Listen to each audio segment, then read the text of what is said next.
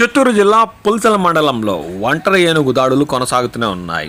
స్థానికంగా పండిస్తున్న పంటలపై ప్రతి ఒక్క రోజు రాత్రి వేళల్లో సంచరిస్తూ తిని తొక్కి ధ్వంసం చేసినట్లు స్థానిక రైతులు ఆవేదన వ్యక్తం చేస్తున్నారు.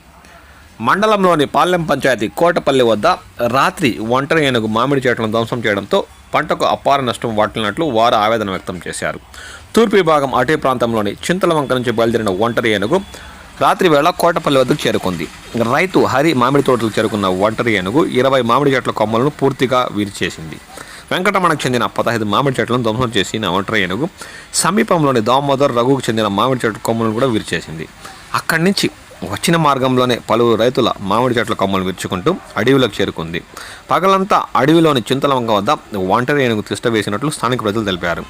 ఒంటరి ఏనుగు దాడిలో ధ్వంసమైన పంటలను FBO మధు ట్రాకర్స్తో కలిసి పరిశీలించారు.